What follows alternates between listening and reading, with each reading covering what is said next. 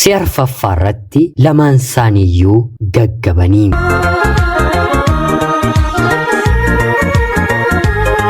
Yeroodhaaf maqaa kiyya himachuun barbaadu kanan dhaladheetti guddadhee Jiituu Magariituu Oromiyaa keessatti barnoota kiyyallee kutaa 1 hanga 12tti maatii koo haadhaaf abbaa koo biratti ergan baradhe booda sanaan booddeellee carraan yuunivarsiitii na dhaqqabee waggaa 1 seenee baradheen haa ta'uutii garuu wanta baay'ee natti ulfaateef akkan xumuruu hin dandeenye jalqabuma waan naaf galeef mooraa yuunivarsiitii gadhiiseen dhuunfaadhaan galmaa'een baradheen digirii kiyya xumuree haatii fi abbaan koo ana waliin ijoollee 5 dhiira 3 fi durba 2 qabu.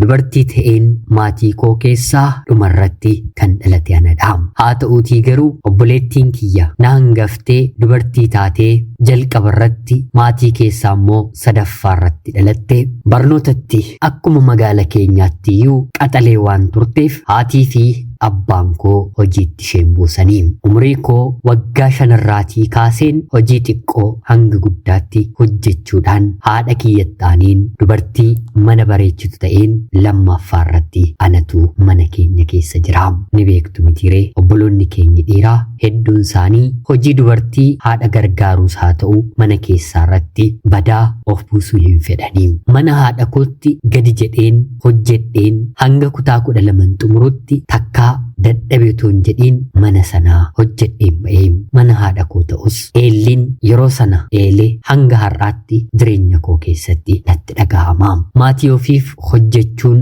yaraadha jechuu koo otoo hin taane otoo obboloonni koo warri kaanillee na gargaaraniiru ta'ee wanta namman dubbadhu kana of keessatti hin qabadhu isiniin jechuu kooti. Maatii koo biratti nama gadi jedhee jiraatu ajajamtuu jecha isaanii eegduu ta'us bakkee keessatti garuu bifa waan hin qabuuf ijoollee dhiiraa hedduu fi dubartoota magaala keenyaa baay'ee biratti of tuultuu akkan ta'etti hin beekama. Tarii of tuultuu kan na jechisiise wantan afaaniin yookiin immoo arrabaan akka hiriyoota kaanii baaseen waan garaa koo isaanitti naasoneef ta'uu ni danda'a. Nagaa jechuun qofti nama biratti anaatiif gahaadha. Mana amantaasaa ta'u bakkeewwan hiriyoonni koo walitti qabaman kamirrattiyyuu ani argamuu hin danda'u. Sababiinsaa jalqabarratti mataa makiyyaafiyuu fedhii hin qabu. Lammatarratti immoo hojii mana keessaa hedduutu na eeggata. Otuun ani mana keessa jiru haati koo laga buutee bishaan akka fiddu gabaa deemtee wantoota garaagaraa akka bittu mana baaburaa deemtee midhaan akka isheen daaksistu gonkumaan barbaadu. Bakka kanatti nama na barbaacha dhufeetiif ani nan argama. Hanga tokkos hojjedheen iddoon boqodhutti qofa haasoo xiqqoo nan haasa'a. Sanaaf immoo carraananitti hiriyoota koo argadhu baay'ee xiqqoo waan ta'eef otuma hiriyoonni koo ijoolleen magaala kiyyaa dhufanillee ishee of tuultuu sanamo naan jedhu malee dhuguma mucaan kun amaluma isheeti akkanadha jedhee jecha gaarii narratti kan dubbatu hin jiru. Haadha koo qofatu akkan ani dubbii hin dandeenye ollaa fi namoota narratti yaada kana kaasaniitiif deebii deebisa. Kanaan ala obboloonni koollee ati of tuultuudha kan naan jedhan hin dhibamanii otuun haadha koo akkana gadi jedhee hojjedhu maaltu akka of tuultu akkana godhe rabbi duwwaatu beeka. An ofirratti garuu amala kanan beeku. Maarree kanaan maatii koo biran jiraadhe barnoota koo kutaa 8ffaa yeroon baradhu ta'iin tokko jireenya koo keessatti na mudata. Barnoota barachuuf naannoo toora sa'a 5 walakkaatti manaa baheen gara mana barnootaa deemaan jira. Duuti jireenya keenyaaf beellama qabatee sireerra nu kaa'ee nu dhukkubsachiisee kanaan booddee gaasha yookiin immoo gatiin qabdu nu jechisiisee otuu nu fudhatee maatiin illee waan beekuuf gammachuu qaba. Du'a sabara kanaa waliin wal madaalchisaan jira miti. Mana barnootaa daandii gubbaarra otuu hin deemuu konkolaataan FSR jedhamu kuntaala 90 fedhatu fireeniin yookiin immoo qabduun konkolaataa jalaa citee yookiin immoo hiikkatee saffisa'anii ija kiyyaan illee hubachuu hin dandeenyeen asii gadi natti dhufaa jira. Namni hunduu iyyee konkolaachisaan keessa jirullee garatti gorsiisu dhabee akka namni fuuldura jiru jalaa baqatuuf hoddaa keessaan achi as ba'ee iyyaa jira. Ani mataa kiyya gadi qabadheen lafa laalaa wanti namni haasa'aa jiru otuu natti hin dhaga'amin gadi jedheen deemaan jira. Anatu gurraan hin dhageenye ija kiyyaanis hin argine malee duuti gara meetira 5 natti siqxee fuuldura kiyya otoo dhaabbattu ijji kiyya takkaa yeroon ol jedhu konkolaataan saffisaan ana jala gahuu gaheera. Sanuummoo gidduu konkolaataan jira. Tiraafikni harka bitaa keessan qabadhaatii deemaa jedheen gorsa. Ani garuu manni keenyi harka mirgaarra waan na tureef daandii sana qabadheen harka mirgaarra deemaa jira. Tarii haga tokko lubbuu namaa baraaruu nan danda'a jedhee konkolaachisaan harka mirgaa qabatee anaaf isa qofatu meetira 5 irratti walitti dhiyaatee yeroon ol jedhu naasuudhaan bishaaniin ta'ee maal konkolaachisaan kun saffisa kanaan hamma kana kannatti deemu iji isaan argumoo kan jedhu battala yaada kiyya keessatti dhufus gara bitaatti goruu yookiin immoo mirgatti goruu kan jedhu garuu ana jalaa badee bishaan ta'een sekendii yartuu sana keessatti waa hedduu otoo yaadaa jiru ani mirguma sanatti kufee konkolaataan immoo bitatti xiqqoonarraa gore meetira 2 dheerinni hin caalle nu gidduutti yeroo haftu dargaggeessuma gara mana barnootaa deemaa jiru keessaa tokko jalaatii na butee na fudhatee kufee duubatti irraa gangalatee konkolaataan anarraatii maqsuuf marii akka hin taanetti gara bitaatti naannessee ture. Saffisaan marii naannessuunsaa konkolaataan saffisaan gara fuulduraatti deemaa jiru akka inni kufu taasise. Innis ni gangalate nutis ni gangalanne. Guyyaa sana lubbuu kiyya yookiin immoo lubbuun konkolaachisaa lubbuun gurbaa kanaa kan ba'u ture rabbi nu gargaaree konkolaataan illee hagas maratti hin miidhamne. Akkanuma ija qofaan dargaggeessi hin beeku lubbuu koo du'a jalaa oolchee otuu akka tasaa eeyyama rabbiitiin dogongorri sekendii tokko yookiin maayikiree sekendii tokko dargaggeessi kuni sodaatee baasamoo hin baasu jedhee gara kootti hin utaalle ta'ee anis innis carraan hafuu keenya baay'ee xiqqoodha. Nama kana dhagaa otuun kutaa 7 baradhu carraa kanaan lubbuu koo oolchee hanga inni gaaffii jaalalaa na gaafatutti gadi jedheen eeguu kan hin jalqabee. Dargaggoonni hedduun gaaffii jaalalaa naaf dhiyeessaniiru. Dhumarratti yeroon kutaa 9ffaa baradhu ofiis kutaa 9ffaa barataa yoo eeyyama kee ta'e jechuun gaaffii jaalalaa naaf dhiyeesse. Anis siifin of eegaa jira jedheen deebisee fi maatiin koo obbolaan koo firoonni koo akka lubbuutti isa jaallatu sababiinsaa immoo isaatiin lubbuun koo oolte. Waaqaa gaditti harka isaatu du'a jalaa na oolche. Ergamaa rabbii akka waan ergamaa rabbii guyyaa dhiphina ofii fiigee namaaf dhaqqabu jechuudha. Otoo waammatiin otoon kadhatiin dargaggeessi kun anaaf kanadha. Kutaa 9 barachuu jalqabnee isa qofaa waliin bahee galuun eegalee haa ta'uutii garuu jaalala akkan isa waliin jalqabe maatiin koo yeroo beekanitti jechuun dhagahanitti ani isa waliin jaalalaan ta'uu koo naaf hin jaallanne. Obboloonni koo warri dhiiraas kanaafillee kunis hin madaalu ati bar warqee bareedduudha. Jaalalli har'a jalqaban immoo boris dhiibbaa waan namarratti qabuuf yoo dandeesse waliin deemuu imaluu dhiisinaan jedhanii. Ani garuu sa'aatii sanatti dhuguma dubbachuuf yoo ta'e hamma isaa namni hin jaalladhu lafa kanarra hin jiru jedheen maatii koof ibse. Jibbamuun dargaggeessa kana inni jalqabaa magaala keessatti inni kashlabbeedha. Maqaa gaariin qabu maatiin obboloonni isaa hannaa fi maqaan taaniitiin beekamu. Innillee akkanumadha. Lammaffaarratti immoo hiyyeessadha. Sadaffaarratti immoo bifti isaa gurraacha akka naannoo keenyaatti warra garbaa jedhamee maqaan addaa kennamuufidha. Kanaaf maatiin koo hin jaallatanii. Ani garuu lubbuu koo waan na oolcheef ooluun koo isaaf jedheen isa jaalladha. Guyyaan sun yeroo hundumaa wanti ta'e na fuuldura fiigdee dhufte. Yeroon ani gara kutaa 10ffaatti darbee barachuu eegalu dargaggeessi kun barnootaallee ni kufe. Ani garuu jaalala koo addaan hin qoonne. Kutaa 11tti darbee qabxiin maatirkiis naaf dhufe. Akka baay'ina hojii mana haadha kootti qabxiin kutaa 11ffaa anaaf kan hin dhufne ture. Rabbis na gargaaree anis darbee barattaanu jaalalleen koos darbee. Yeroon kutaa 11ffaa baradhu carraadhaatii namni hojiidhaan gubbaa Oromiyaarraa seerarra hojjetu ijoollummaadhaanis aangoo gaarii qabu tokko gaa'ilaaf anaan gaafate. Yeroo kanatti ani lakkii jaalallee qaba jedheen dileem. Nama gaarii kabajamaadha mitiire warri koo dargaggeessa kashlabbee egereen ishee maal akka taate hin beekneef jetteeti gaa'ila gaarii of bira dabarsitaa jechuun akka ajaa'ibaatti natti dheekkamanii dheekkamuu qofa miti. Abbaan koo kanaan booddee waa'ee kee nan galchu naan jedhee anis akka barbaaddanii jedha ani garuu nama kanarraan alatti eenyuun isin jaalladhu eenyutti sineerumu yoo inni du'ee boolla galee qofa anaan dursee yaada koo jijjiiruu hin danda'an jedheeni haati koo abbaan koo obbolaan koo bifa kana qabaattee carraa hedduu of bira dabarsaa jirta ni argita gaabbitee imimmaan lolaastee warri koo maal naan jedhani jettee hin boossu ta'e naan jechaa turani ani garuu nan didee 12 baradheen carraa yuunivarsiitii naaf dhufe yuunivarsiitii deemeen barachuu eegaleen warri koo maallaqa xiqqoo naaf ergu ishumayyuu na jalaa addaamtanii akka namni anaatiin na ilaalutti akka dubartii dhiira tuffattu maallaqa hedduu qabdu kanattiin ilaalamaa keessa koo garuu anaaf rabbi guddaatu beekaam.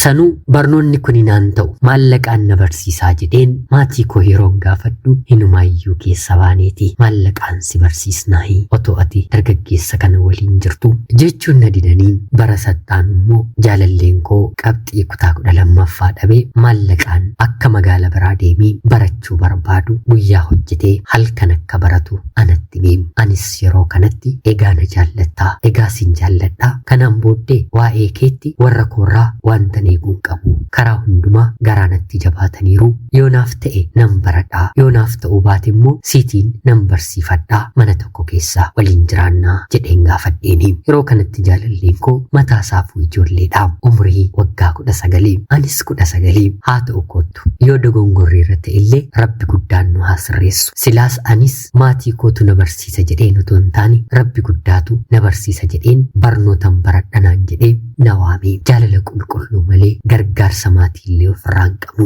maatiin koo haatii fi abbaan koo yuunivarsiitii irraatii deebi'een isa waliin jiraachuu jalqabuu koo yeroo dhaga'anitti ati kanaan booddee dhala keenya miti naan jedhanii waa'ee isaaf obboleessi koo bakka kana dhufee si'a 2 na reebeeraa jaalallee kiyyaatiin albeedhaan waraanuuf si'a meeqa daandii irratti eeggatee harki waaqaa keessaas ol jeeraa jalqaba irratti gatiin mana kiraallee wanta nutti ulfaatuuf 4 taaneetii mana tokko keessa gallee isaatiin galmeessinee barachuu eegale naannoo baatii tokko hojii humna hojjetee innoon hin dadhabu atis baradhu naan jedhee barachuun eegalee ofii ni hojjeta anaanis isas ni barsiisa naannoo baatii 4 booddee of dandeenyee qofaatti mana kireeffannee jiraachuu eegallee kanaan barnoota keenya waggaa tokko lamaan keenyiyyuu xumuree waggaa lammaffaa eegallee baatii jalqabaa irratti jaalalleen koo yookiin immoo afaan guuteen abbaa manaa koo jechuu kan hin danda'u maallaqa gatii kiraa nurraatii kanfalu dhawa sanuu durarratti kan baatii tokko sababa uumnee warra abbaa kiraaf hin kanfallee ganna hojiin humnaan jiru jire maddi galii keenya sumadhaam yeroo maallaqa gatii kiraa dhabu anaan dhoksee albee qabatee daandiirra dhaabbatee dubartii bilbila haasa'aa deemaa jirtu tokkoon albeedhaan waraanii moobaayila ishee harkaa butee jalaa baduuf yeroo jedhu dargaggoonni naannoo sana battalumatti arganii fiiganii qabanii hattuudhaatii tumanii akka hin taane isa godhanii gara mana poolisii geessanii qorumsi guddaan jireenya keenya bakka kanatti eegalee beela'uu dheebotuusaa waliin ni dandeenya gatii mana kiraa kanfalachuu garuu hin dadhabne kanarratti mucayyoon sunis miidhamtee waan na tureef hidhaan baatii 8 isarratti murtaa'ee murteen sun isaaf qofa otoo hin taane anaaf hidhasii warri mana natti kireessan manaa na baasanii gara warra kooti bilbileen maalaa ta'u kanan ta'e yeroon jedhu yoo isa dhiista ta'e si barsiisnaa yoo isa dhiistu ta'e garuu dhimma sirraan qabnu naan jedhanii fira kannaaf taatu magaala sana na jirti hojjettuu mana kee baasiitii mana keessa siif hojjedheen barnoota koo baradhan jedheenii yeroo kana isheen lakkii siin mana koo galcheen abbaa manaa koo qoruu hin barbaadu naan jettee anis maal jechuudha tole haa ta'u mana nama biraa naa barbaadin jedheenii mana nama biraa naa barbaaddee na galchite otuu barnoota koo addaan hin kutiin mana namaa hojjechuun jalqabee baatii 8 kan waggaa sana abbaan manaan koo mana hidhaatti ani immoo mana namaatti hin dabarsee baatii 8 guutuu erga hidhamee booda hiikamee bakka hin jirus baree battaluma hojiitti seenee torban tokko hojjetee mana namaatii na baasee obboloonni isaas isa gargaaranii mana kireeffannee jiraachuu jalqabne kanaan abbaan manaan koo kanaan booddee barnootatti hin deebi'u atumti qofa baradhu ani hojiin hojjedha naan jedhee anis lakkii bara dhufutti deebi'iitii baradhu yoo barbaachisaa ta'e ani mana namaa galeen sin barsiisan jedheeni abbaan manaan koo na didee kanaan ani barnoota koo ittiin fufe inni hojii garaagaraa irratti bobba'uu eegale barnoota koo waggaa 3 baradheen xumureem rabbiif haa galatu. Waggaa 3ffaa kuman xumurettis ulfaa'een abbaa manaa kootiif nan daheem. Guddifachuu bakka hin dandeenyetti daa'ima ofirratti daballeem. Maatii ofii malee jireenya dhiibuun baay'ee ulfaataadha. Daheen namni na baran jiru. Haa ta'uutii garuu kan hin jaalladhu mararfadhu isaaf jedhee kan hin jiraadhu abbaan manaa koo na waliin jira. Daheen naannoo baatii 3 booddee hiriyaan abbaa manaa koo tokko kottu har'a dilbatadha gadi baanee fuulii haasofnaa jedhee gaafataaniin. Yeroo kanatti abbaan manaa koo lakkii haati manaa kiyya uffata waan miicaa jirtuuf mucaa qabeen jira jedhee isa didaa. Yeroo kana innis tole yoos immoo anis bakka hin deemu hin qabu asuma waliin haasofnaa jedhee mana galee moobaayila isaa tuttuquu eegalaam. Kana keessatti otuma waliin haasa'anii akka carraa diivii kan bara darbee ba'aa jiru hiriyaan abbaa manaa koo kaasaam. Abbaan manaa koo si'a 3 guutee akka dhabee fi si'a 3 qofaa isaatti kan guute si'a kana garuu wanta ani ulfaa'eeruutiif ana waliin akka guute tarii ilmoon dhufte kuni carraa yoo qabaatte jechuun deemnee yoo ilaalle malee jechuun hojii uffata miicuu kanan miicaa jiru addaan na kuchisiise. Anis hundaafuu milkaa'ii nama miiliyoona meeqa keessaa anaaf ni baha jetteeti yaaddaayii anaaf siifoo carraan nuuf hin ta'u jedheen isa gaggeesse. Uffata miicuu addaan kutuu kootti otoon isatti gungumuu jechuudha. Waraqaa mandiiviitii yeroo sana kennamee fi qabatee gara mana kompiitaraa deema. Kan nama ajaa'ibu akka magaala sanaatti abbaa manaa koo fi hiriyaasaa kana qofaaf diiviin bara sana ga'ee abjuu fakkaata mitiire ilaalaa hojii waaqa. Carraa kanaafanan uffata miicuu koo addaan kutuu kootti abbaa manaa kootti gumgumee yeroo inni dhufee nattaasa'u amanuu hin dandeenye. Innis akka carraa hiriyaan abbaa manaa koo jechuudha reefuma gaa'ela dhaabbataam. Lamaanuu hojii humnaatiin jiraatu. Diiviin kun nuuf ba'ee lamaan keenyuu gammanne amma immoo ispoonsara eessaa finnaam. As jenna achi jenna maatii kootti silaa himuun barbaanne na lolanii na oodanii da'umsa koo illee mana kiyyaa waan hin dhufneef isaanitti himne. Haa ta'uutii garuu kanaaf jecha namni ani nama barbaachaanii fi abbaan manaa koo hin kadhanne hin jiru. Dhumarratti maal yoo ta'e gaariidha. Piroosesiin keenyi nutti dheeratee ispoonsara dhabne gurbaamti diivii waliin argatan milkaa'ee fi kan inni guute qofaasaa ture. Achi deemee nama nuuf barbaade ofiis maallaqatti dabalee anaa fi abbaan manaa koo daa'ima keenya waliin dachee namni hedduun fedhu Ameerikaa seenne. Mucaan kun nuyi qofatoo hin taane haadha manaasaas ofitti fudhate. Mucaan isaa Ameerikaa jiraattee maatiin jibbu ni jiraare. Haati koo haadha, abbaan koo abbaa, obboloonni kiyya obbolaa an Ameerikaa deemnaan naaf ta'anii. Dacheen Ameerikaa akka biyyatti yaadan ta'uu baatus gaafa irra hojjetanii hojii barbaadanii garuu humna ofiitiin basha'anii biyyatti bilisummaadhaan jiraachuu danda'anidha. Maatiin koo anaan alatti nama ol kaasanii maqaa isaa dubbatan sanyii keenya keessaallee hin qabanii. Abaluun kana guutee, abaluun kana nuu bittee, abaluun kana nuu ijaartee deemeen waggaa 2 keessatti qorqorroo durii waggaa meeqaaf keessa jiraatan irraan kaase dallaa balbala sanaan sirreesse. Namni kan jaallatu maallaqa dhaatii maallaqa xiqqootiin darbadhe. Kanumaan obboloota koo hunda caalaa nama faarsan na godhatanii. Ani garuu qabadheen kanan manaa bahee ture waaqa koo qofaadha. Isaan nagatanii na dhiisanii turanii. Jaalala qulqulluutu ijoollummaatiin otuun homaa tokko hin beekiin keessa kootti biqilee. Tarii otuu carraan balaa konkolaataa sun jireenya kootti hin dhufne ta'ee anis nama jaalalaaf du'u ta'uu dhiisuu nan danda'an ture. Ganamaan ijoollummaadhaan gaa'ela dhaabbachuuf waliif otoo hin taane abbaa manaa koo waliin walirratti murteessine. Umurii waggaa 19tti ilmoo dhiiraatiif gaa'ela dhaabbachuun abjuudha. Haa ta'uutii garuu garaa qulqulluudhaan gara jireenya kootti waan dhufeef anis garaa qulqulluudhaan isa jaalladhee waanan tureef waaqayyo lamaan keenya gatee nun ganne. Ofiif otoo hin baratiin anaatiin na barsiise. As dhufeellee barnoota waan hin qabneef kallacha hojiitti seenee anaa fi daa'ima koo rakkoof dhiphina tokko malee nu jiraachisuu jalqabe. Nurra darbee maatii isaaf maatii koof abbaan manaa koo ija ta'e. Namni kaleessa harka maatii koo irratti tuffatamaa ture har'a nama isaan sooru itti boonani ta'ee fi dhakaan tuffatan utubaa manaa taati jedhama mitiiree. Abbaan manaa koo akkana ta'e anillee akkanumadha. Har'a jireenyi nuti jiraannu ulfaataa ta'us haa ta'uutii garuu biyyatti jijjiiramnu keessa seenneerra. Rabbi guddaadhaaf galanni haa ta'u. Kun hundumtuu immoo isaan ta'e ani wallaaltuu ta'uu koo garaa qulqulluudhaan nama kana fidachuu koo yeroo hundaa kadhannaadhaan jilgeenfadheen isatti hima ture. Keessuma erga carraan biyya hambaa anaaf abbaa manaa kootiif ba'ee qorumsi gurguddaan karaa maatii isaa karaa hiriyoota isaa gara keenyatti darbatamanii turanii riyaansaa ispoonsara nuuf barbaadee nu fide garuu gidduu keenya seenuun dhakaa sanallee nuuf fonqolchee. Anis abbaan manaan koos dogongora qabaannee miti. Haa ta'utii garuu gaafa balballi milkii banamtu qorumsis walumaan dhalatti mitire sanatu jireenya keenya keessatti nu mudate. Obboloota koof dhaamsi ani qabu kan jaallattaniin garaa qulqulluudhaan jaalladhaa.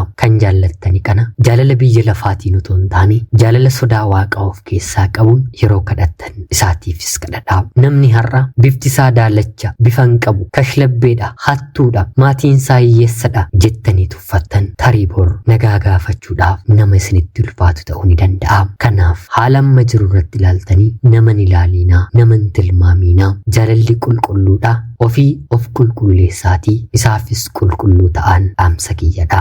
Ana obboleettii keessan biyya Ameerikaa irraatii ulfaadhaa nagayaatti galatoomaa.